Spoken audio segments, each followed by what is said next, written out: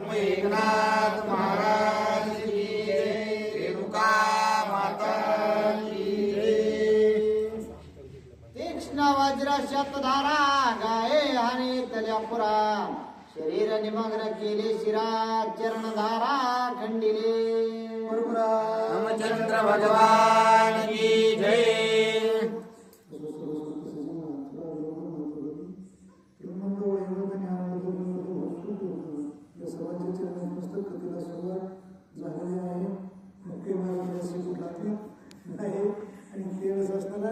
सुखबंद आहे तो ब्रह्मदेवाच्या वरदानामुळे असताना एक प्रकारचा उन्मत झाला आणि उन्मत झाल्यावर त्याला आपल्या जो कांगण होतं ते कमी पडू लागलं म्हणून त्याला इंद्राचं असताना जे राज्य होतं ते स्वीकारायचं ठरवलं, त्याच्यावर आधिपत्य करायचं ठरवलं।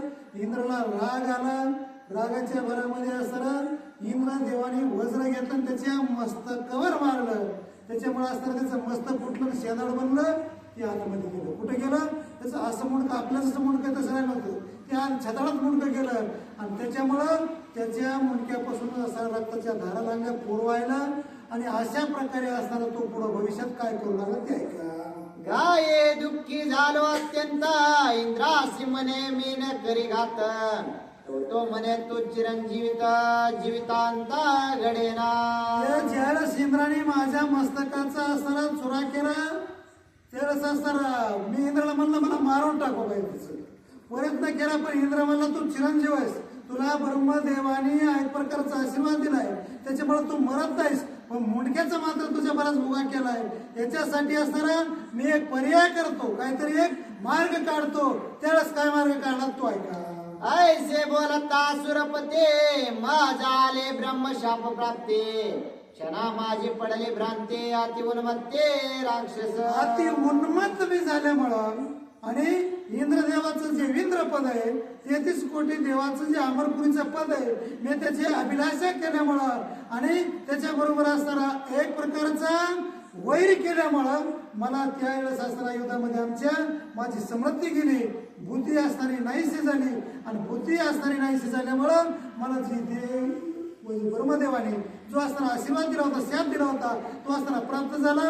माझं शरीर जे चांगलं होतं, मरणासारखं दैदिप्यमान होतो, ते असणारा शरीराचा नायनाट झाला, लोप झाला आणि मी असणारा एक भयानक आकृतीचा राक्षस। उदर उदरे दिदले मुखा, ते विक्राळा आणि विकट, दोन्ही हात योजन एक, ते गाध अनिवार। दोन हात असणारे अति अनिवार्य होते, तीक्ष्ण होते। एक योजन म्हणजे 4 कोस असणारे ते हात होते, असे हात मला आणि जे मुंडकं होतं का ते छताडात दाबलेलं होतं, ते असताना कुणाला दिसत नव्हतं। म्हणून मी राक्षस आहे का कणा आहे, मोठाचा कणा आहे दादा इकडं, आणि ते मोठाचा कणा म्हणजे असताना एक मुंडक्यासारखा आणि मुंडक्यासारखा मुंडकं हात असल्यामुळं त्याला असताना काय म्हणत होते, मुंडकच नसल्यामुळे कबंद, मुंडकं त्याला नाही त्याला असताना कबंद म्हणत होते। किंवा तानाजी महाराजांनी जेव्हा शिवता केला का हजारो असताना त्यावेळेस शिर तोडले तेव्हा असणारे कबंद पुढे थोडे उभे होते, त्यांना एक असताना एक प्रकारे याचाच जाऊ दे पुढे।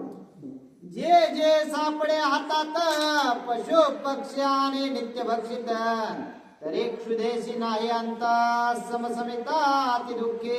जे हातात येत होत ते मी असताना समोरून गिळत होत, गुळ कसं गेलं तसं ते गुळ गिळत होत आणि गुळ गिळून सुद्धा तरी माझ्या पोटातली काही देवगावाची आग पाणी कमी होत नव्हती। जे समोरून येईल ते खात होतो तरी असताना माझी भूक वाढत होती।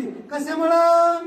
नवल कैसे श्री रघुनाथा, काय खाओ हे चिंता, अनेक नाटवेची सर्वता, उदरावस्था अति दुःखी। नवल केवढे नवल असताना असं मोठं झालं होतं की मी काही बी खात होतो, हातीचे कळप खात होतो, हरणाचे कळप असणारे खांडची खांड खात होतो, वनातले प्राणी गिळीत होतो, पण माझ्या पोटातली जी भूक होती ती मात्र नाहीशी होत नव्हती। आणि असं असणारं एक नवलच होतं। मग महाराजांना सांगितलं आपण त्याच्या मिठीतून कोणी सोडत महाराज झाले ते आता का नाही, मग खरं सांगतो आंधळ्या पांगड्याचं इकडे यासारखं राहिलं अजिबात नाही।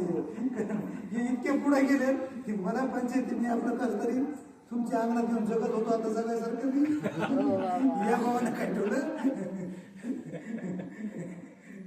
चला पोटाची चिंता ते जगासी पडले अतिभ्रांती हृदय नाटवे श्री रघुपते आयसा दुःख वार्ता पोटाची असणारी भूक लागल्यामुळं माझ्या मनाला असणार एक प्रकारचे हमेशा करता उद्विग्न निर्माण होऊ लागले. कारण पाठीभार पोटाला असणारी भूक होती आणि त्याच्यामुळे असणार जे बी काही कार्य करायचे ते सगळं सुरू जात होतं. मला काय नाही, फक्त जे दिसल ते असताना खावं वाटत होतं, गिळा वाटत होतं, भक्सा वाटत होतं. मग त्याच्यात नियम धर्म निष्ठा ही सारी माझी हरपली होती. वेद शास्त्रे अतिसंपन्न स्वये मनवे मी सज्ञान तरी शिरोद्धर परायणा इतर जानते मशक. आणि मी जे साधूवर तपश्चर्या करण्यासाठी किंवा बरोबर एक प्रकारचे ब्रह्मदेवाचा आशीर्वाद भेटला त्यावेळेस असणारा मला वाटतं मलाच येतोय, पण तो येदालाही नाही कळला.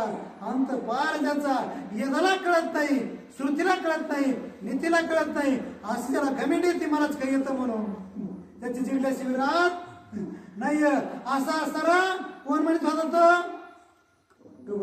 आणि ज्यावेळेस तो म्हणू लागला आणि त्याच्यामुळेच माझ्या बुद्धीचा नाश झाला. पोटामध्ये सार हमेशा करता भूक लागू लागली आणि भूक लागल्यामुळे माझी बुद्धी भ्रमित झाली.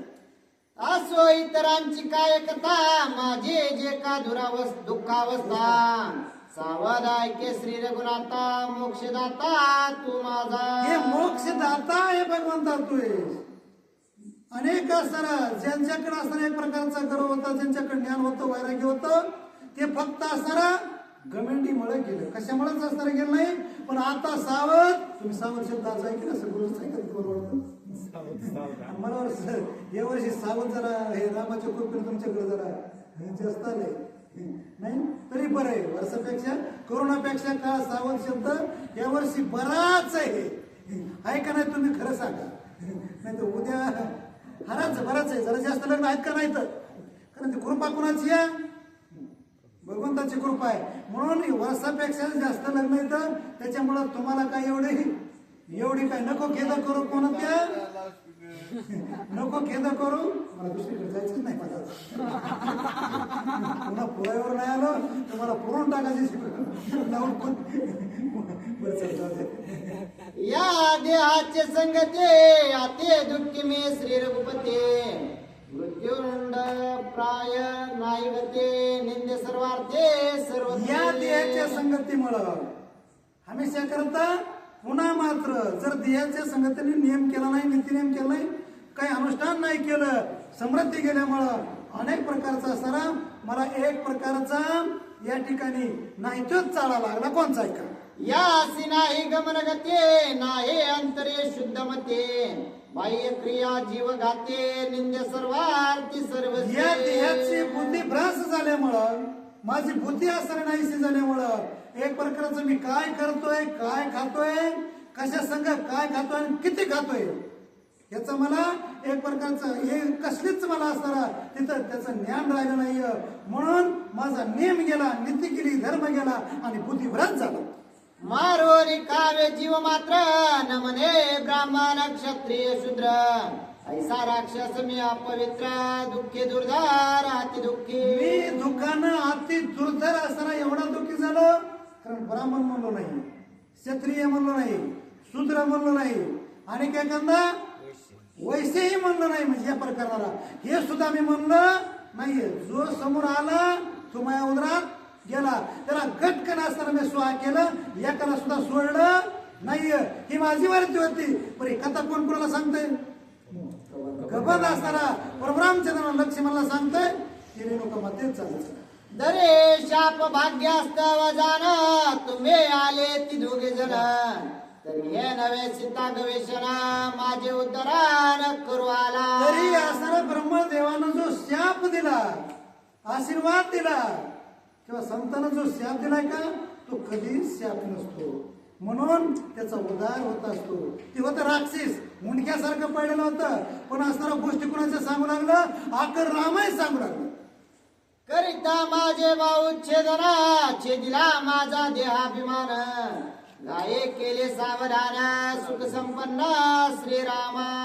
एक हे रामा, तुम्ही असं मला मारलं नाहीये, तुम्ही हात कापले असणार माझी तुही, पण असं माझ्या जन्म मरणाचं असताना खंडन केलंय. मला पुन्हा जन्म नाही रे आणि तू का म्हणे माझी वाक असं असताना त्या ठिकाणी माझी अवस्था तुम्ही केली, म्हणून मला आता पुन्हा जन्मायचं नाही. पुनरपी जन्म पुनरपी मरण नाही ना भेटल काय.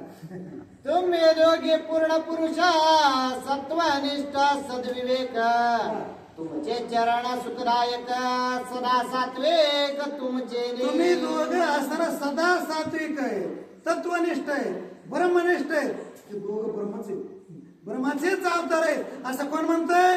पण ते कवा म्हणतंय? ते रामाचे बाण रामानं हात कापल्यावर म्हणतंय. आदोगा म्हणलं असतं का तर असणार, पण आता रामाचा बाण लागला किंवा खडगानं हात तुटला, परिस्थिती झाला त्या खडगाचा आणि ह्याला बुद्धी सुचली. त्याच्यासाठी कुणाचा तरी ब्रह्मयत्याचा परिस्थितीची गरज आहे.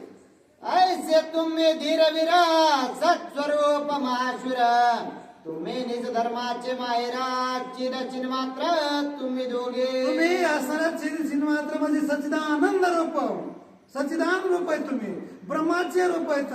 आणि हमेशा करता एक तुम्ही स्वतः म्हणजे स्वतः असणारे, तुम्ही जगाचा उद्धार करणार आणि माझाही उद्धार करणार आहे. तर असा तो राक्षस स्तवन करू लागला. तो मासी देखताची दृष्टी निमाल्या विद्या पापे खोटे, सुख स्वरूपी झाले भेटे कृपाळू सृष्टे श्रीराम. हे रामचंद्र, तुम्हाला समोर पाहिल्याबरोबर असताना माझ्याकडे जी अविद्या होती, कोट्यान कोटी अविद्या होती, माझ्याकडे अज्ञानाची काजळी होती, अज्ञान गेलं आणि संज्ञान प्राप्त झालं मला. असा असताना तो राक्षस रामाचं स्तवन करू लागला. तुम्ही दोघे अलौकिक तुमच्या चरणावळंगता देख, दुःख छेदवाने दिले सुखा परम पुरुष तुम्ही दोघे. अलौकिक असताना तुम्ही दोघं आहेत म्हणजे तुमचा विचार करू नये. लीला किती आहेत, अलौकिक म्हणजे किती लीला आहेत तुमच्या हे सांगता येत नाहीये. म्हणून तुमच्या चरण उदक मला असताना दिल्यामुळं माझा निश्चित उद्धार होईल. पण आता ते कार्य तुम्हाला करावं लागेल. पाप कार्य अति निंदित राक्षस येऊने अधपात, त्या मज केले निर्मुक्त ब्रह्मभूत तुम्ही दोघे. पापाची जी साठवण आहे ती राक्षस जेवण येते. आणि राक्षसाच्या जन्मातून, राक्षसाच्या कुळातून, राक्षसाच्या शरीरातून मला जन्मानं जन्मीचं मुक्त केलंय. पुन्हा जन्म मला अजिबात नाहीये. म्हणून रामा ऐसे बोलून आपण कबंद घाली लोटांगण, माझे केली आद्यधन सांगेन संपूर्ण सीता शुद्धी. असं वाचून म्हणजे मला बरं वाटतं. घालील लोटांगण आंधळ्या तू धरू नको आता लय पाटांगण, पुढं उद्या अजून जरा आणायचे त्यांना आवड वाटते म्हणून.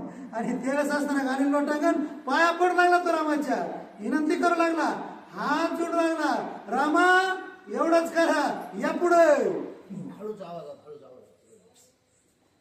सीता शुद्धी मी सांगेन हे ऐकून श्रीराम वचन, त्यासी पुषे स्वये आपण अति सावधान शुद्धार्थी. मी असताना तुमच्या कार्यामध्ये जे तुम्हाला दुःख आहे त्या दुःखामध्ये असताना सहभागी होण्यासाठी असताना एक असताना प्रयत्न करेल. आणि केली सीता शोधी, ही सीतेचा जो शोध करणार का तुम्ही, त्या शोधीमध्ये असताना मी तुम्हाला थोडं कवायना एक प्रकारचा असताना मार्ग दाखविणार आहे. तो मार्ग शांत चित्त नाही कवा असा असताना तो कबंद बोलतो.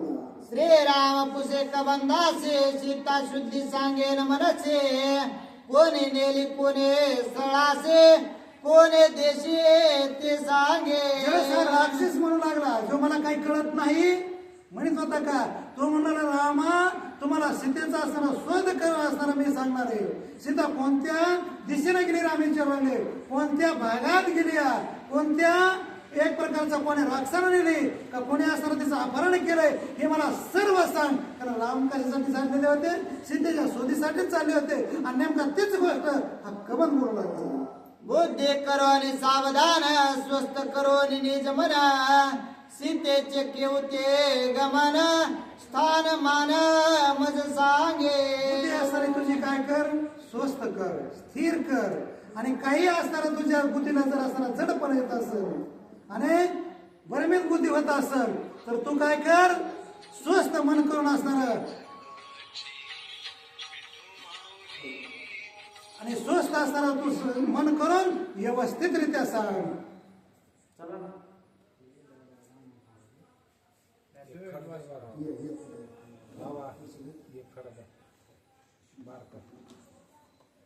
एक लिहितो नका दुसऱ्याला द्यायचा आडू नका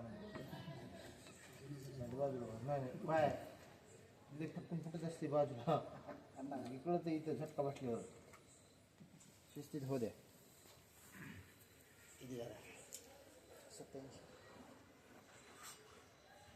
आता काय एक आंदोलन एक लंगड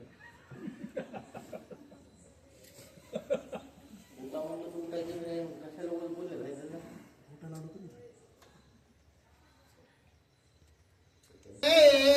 कबंध सांगे आपण ऐशे मज आहे ज्ञान ते सावधान अवधारी. असं जलस असताना कबन म्हणू लागला की रामा सीतेचं अपहरण ज्यानं केलंय की सर्व असताना मला ज्ञान आहे, सावध व्हा आणि सावध होऊन सर्व वर्तंत असताना सीतेचं कुणी अपहरण केलंय का तू ऐका.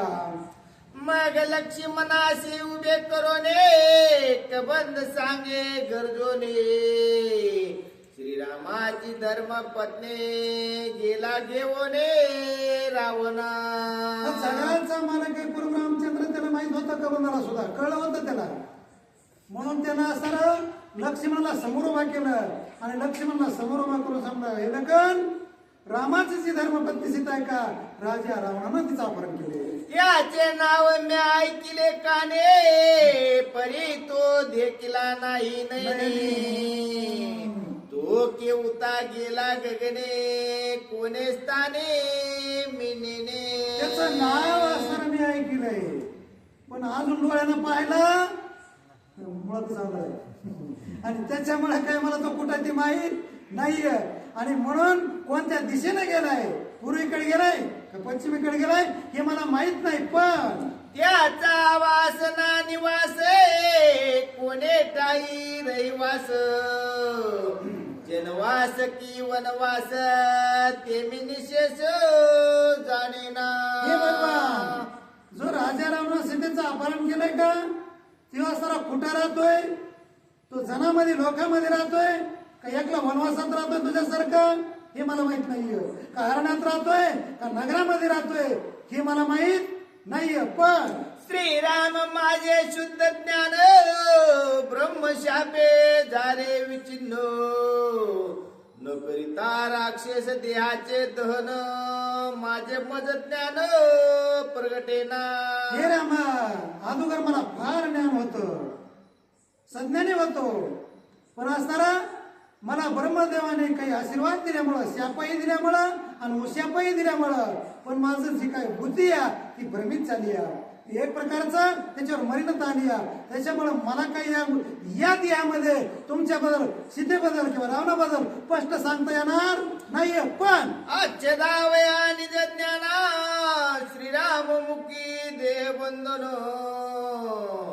देहाभिमान केदिया दहन ज्ञान विज्ञान प्रांजळ. स्पष्ट जर ऐकायचं असेल का तुम्हाला राम तुम्ही काय करा, या शरीराला लवकर असताना भस्म करा आणि मला दुसरा देह प्राप्त झाल्यावर दिव्य देहानं मी अशा असतानापर्यंत विनोदानं असताना किंवा योग्य प्रकारे तुम्हाला स्थितीचा शोध सांगा. या लागी राक्षसी देह दहन दीर्घ गर्देत खालून त्या माझी शुष्क काष्टे घालून करावे दहन स्वमित्रे. हे जे शरीर आहे का यवनेवर मर्तिकेचं किंवा एक प्रकारचं कातड्याचं हाडाचं मासाचं याला गौऱ्या काय जमवा, लाकडं काय जमवा, गर्तेत असताना घाला आणि त्याला असताना एक प्रकारचे मूठ माती व्यवस्थित तुमच्या हाताने करा. हे शरीर जाळलं की माझ्या बुद्धीवर जे आवरण आलेलं आहे का ते आवरण जाईल, दुःख जाईल, सुख प्राप्त होईल आणि सुख प्राप्त झाल्यावर मी सीतेचा शोध सांग. अंतकाळ करी जो मित्र त्याचे नाम गास्व मित्र मितव हो तुमचे कृपा पात्र श्रीरामचंद्र कृपाळू. आणि जो अंतकाळीचा असणारा जो मित्र आहे त्याचं नाव सुमित्र आहे, म्हणजे सुमित्रेचा मुलगा आणि माझ्या समोर आहे. तर असणारा माझ्या अंतकाळाचे मित्र असणारा लक्ष्मण आहे. त्यांना असणारा ही सर्व सामुग्री मला सांगितलेली होती आणावा आणि मला असणारा या सगळ्या त्या असणारा दुःखापासून मला मुक्त करा. लक्ष्मणा एक सावधान या देहा नाही प्रेतपण. श्रीराम हस्ते अति पावन कृपेन दहन करी हे स्वामी. नका पाया. आता सावध होऊन ऐका. आणि ही जो देह का माझा आतापासून मी काही खाल्लं, जे खाऊन आहे ते खाल्लं, जे भक्षण आहे ते, जे पिऊन आहे ते, सर्व काय असताना भक्षण केलं. पण मात्र आता ते अमर झाले आणि याला पुन्हा मरण नाही. अमर झाल्यामुळं हे ब्रह्मपूर्ण झाले. त्याच्यामुळे काय करा, हे तुमच्या हाताने याचा याली वाट लावा आणि मग मात्र हे शरीर नष्ट झालं की योग्य प्रकारे असणारा तीक्ष्ण बुद्धीनं मी तुम्हाला शेतीचा शोध. गेलिया राक्षस देहधन सीता प्राप्तीचे विधान. मी यथार्थ सांगेन सत्यवचन श्रीरामा.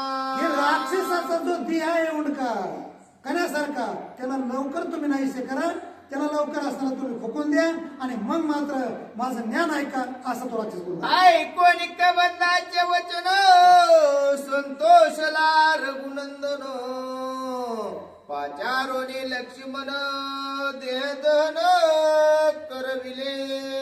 असं ज्यावेळेस कबंधाचे शब्द ऐकले त्यावेळेस असताना लक्ष्मणाला जवळ रामाने बोलून घेतलं. रामा लक्ष्मणा वनात जा, काही लाकडं असणार अनेक असणाऱ्या जे काही वस्तू लागणार आहेत ते लवकर आण आणि लक्ष्मणाला आज्ञा देऊन या कार्याला परिवर्तन. कबंधाचे देहदहन चिते माझी करिता जाण. तो निंदे देह त्यागुण झाला आपण दिव्य देई. ज्या वेळेस असताना कबंधाचं लक्ष्मणाने त्याला सरणामध्ये ठेवलं, आग लावली आणि त्यावेळेस असताना त्याचा देह हा ओल्या मर्तिकेचा मातीचा देह किंवा पाण्याचा देह आकाशाचा देह हे सर्व असताना नाहीसे झाला आणि दिव्य देह त्याला एक दैदिप्यमान सूक्ष्म शरीराचा देह प्राप्त झाला. दिव्यांबर पराधीन अनर्घ्य भूषणे दिव्य चंदन. मांदार पारिजात सोनातून माळा परिधान मद मजित. दिव्य देह असताना ज्यावेळेस प्राप्त झाला हे देह त्याचं शरीर सर्व काही जाळून टाकलं आणि जाळल्यावर असताना त्याला इतकाही असताना सुगंधित दैदिप्यमान सुमनांच्या माळा आणि हे सर्व सुमनांच्या पारिजातकाच्या या साऱ्या माळा गळ्यात घालून त्याचा सुगंध येऊ लागला. समोर दिव्यमान एखाद्या देवासारखा दिसू लागला. पुढं त्या जिता राक्षस देहाशी धनु दानव उल्हासेशी. श्रीरामा तुझी कृपा आईशी निमेषार्धेशी सुखी केले. हे शरीर सोडताना असताना प्रत्येकाला त्रास होतो, कष्ट होतं, सुखासुखी. कारण वर्षानुवर्ष शरीर जीव या शरीरामध्ये राहिलेला असतो, त्याला सुखासुखी काही बाहेर निघत नाही. पण त्या धनुदानवाला त्या राक्षाला आपलं शरीर रामाच्या पुढे सोडताना कसलं सुद्धा दुःख झालं नाही. आनंदानं असताना बाहेर निघाला आपला त्याचा जीव आणि दिव्य शरीरामध्ये ज्यावेळेस प्रवेश केला त्यावेळेस पुन्हा काय म्हणतोय का, तुझे करिता नामस्मरणे सुरासुर येती शरण. तुझे देखील या श्री चरणा शरण सायुज. हे रामा हे भगवंता तुमचं असताना नुसतं नामस्मरण केल्याबरोबर 12 वाटा पळती इग्न आणि सूर असुर 33 कोटी देव मानव दानव हे सगळे शरण येतात, पण तुमचं नाव घ्यावं लागतं.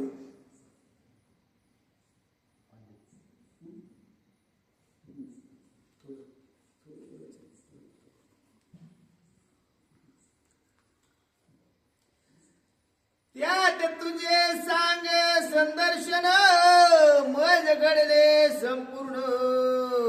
म्हणून घालिता लोटांगण आले विमान हंसयुक्त. आणि ज्यावेळेस असताना भगवंता तुमचं दर्शन झालं, तुमचा स्पर्श झाला आणि तुम्ही मला आशीर्वाद असताना हात तोडून दिला, त्यावेळेस असताना माझा असताना उद्धार झाला आणि पुन्हा असताना तो कबन म्हणून लागला घालीन लोटांगण आणि चरण म्हणून असताना असं नुसतं म्हणतोय पाया पडतोय तेवढ्यामध्ये हौस युक्त इमान आलं आणि इमान येऊन असताना ज्यावेळेस रामाच्या समोर बसलं थांबलं त्यावेळेस असताना तो कबन काय म्हणतोय धन्य तुझ्या निज शाप शापे केली निष्पाप श्रीराम भेटला चित स्वरूप सुखरूप मी झालो.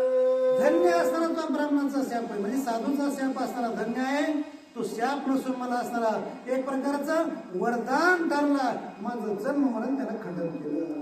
सुखरूप चराचर सुखे भरले सागर कबंदासी उत्साह तोर श्रीरामचंद्र संतोष सुखरूप असताना ज्यानं आचरण केलंय तेही सुखरूप दिसू लागले. ज्यानं आचरण केलं नाहीये जे उच्चारण करतात तेही सुखरूप दिसू लागले आणि सर्व स्थळामध्ये जळामध्ये चौकड असताना राम दिसू लागले. कबंदाती उल्हासवानी बैसला हंसयुक्त विमानी सीता प्राप्तीचे विंदाने सोय गरजने सांगतो. आणि कबंद असताना त्या इमानामध्ये हंसिक्त इमानात बसला आणि बसल्यावर असताना गरजून म्हणतात थोडं गरजत नाही प्रभू रामचंद्र भगवान की जय. असा गरजला इमानात बसला आम्हाला हात जोडेल पुढं. कबंद वैश्वनी विमानी श्रीरामा सांगे कवडोने सीता शुद्धीचे विंदाने सावधाने अवधाने. इमानात बसला पुन्हा उतरला कवळण म्हणजे मिठी घातली आलिंगन दिला पुन्हा रामाला. रामा सीतेच असताना जे काही शोध आहे तो ऐका. ऐके श्रीरामा सत्य उत्तरे सीता भेटावया अतिसत्वर सुग्रीवासी करी मित्र वानरवीर महाबळे. हे रामा तुम्हाला जर सीतेचं लवकर प्राप्त व्हावं वाटत असेल ना तर तुम्ही आता इथून पुढे गेल्यानंतर आता तरी पुढे माझा एवढाच उपदेश घ्या आणि सुग्रीवाबरोबर मित्रत्व करा. का बरं पाले खाई रे वानर केवळ नव्हती वनचर किष्किंदेचा राज्यधर सैन्य अपार जयाचे. आणि हे रामा हे भगवंता कबन म्हणू लागला ते जे काय वानर आहेत का सुग्रीव आहेत का त्याच्याबरोबर जे सैन्य आहे का ती रानातलं पाल खाणारे वानर आहेत. रानाचिया पाले खैरा नवे नवे करविले असे पाल खाणार आहेत. पण ती असताना एक नवन करते पुढे असताना राजा रावणाला एक प्रकारे नाही नाही म्हणायला होते. सुग्रीवाचे चौघे प्रधान राजनीती अति संपन्न चहुपुरुषार्थी अति सज्ञान बळवान बळनिष्ठ. आणि त्या सुग्रीवाचे 4 प्रधान आहेत का ते बळवान आहेत बुद्धिवान आहेत बुद्धिमत्ता असे असताना ते बळवान आहेत बुद्धिवान आहेत आणि म्हणून ते तुम्हाला सल्ला देण्यासाठी बरोबर राहते.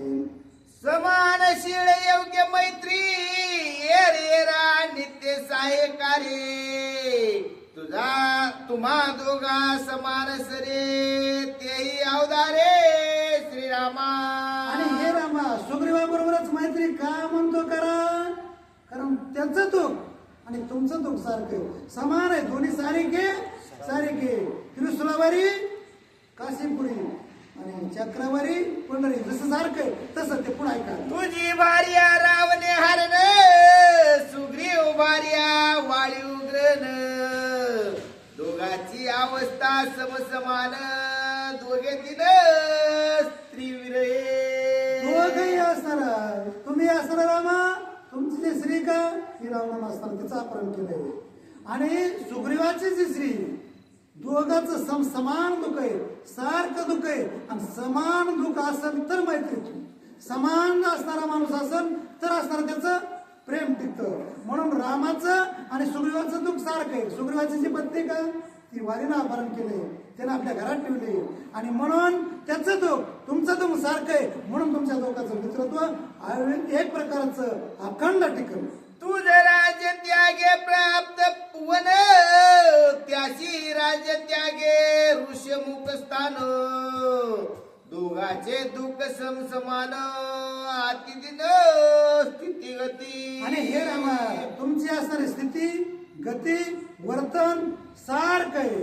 राजा रावणानं तुमच्या स्त्रीचं अपहरण केलंय आणि असणारं वालीनं स्वतः असणारं या सुग्रीवाच्या स्त्रीचं म्हणजे त्याच्या पत्नीचं अपहरण केलंय. मात्र दुःख दोघांचं सारखं आहे. याच्यासाठी तुमचं असणारं इतकं मित्रत्व असणारं जुटल आणि त्याच्यासाठी मध्यस्थी मी करतो असं राक्षस बोलून आला. तुम्ही नरपती सुग्रीव विरे आणि वानरपती सुग्रीव विर त्याशी करावया अगत्य मित्राचार सीता सुंदरे प्राप्त्या. तुम्ही असणारा या सृष्टीवरने नरपती म्हणजे मानवाचे राजे आणि वानर कोण आहे? सुग्रीव कोण आहे? अख्ख्या वानराचा राजा आहे. आला आला रामराजन संगे वानराच्या पावसात असा असताना राम ते तव मानले श्रीरामा वचन केवते सुग्रीवाचे स्थान कोणे मार्गे करावे गमन श्री रघुनंदन पुसत असे. त्या वेळेस असताना प्रभू रामचंद्राने हात जोडले. कुणाला? राक्षसाला. बरोबर कुठे गेले?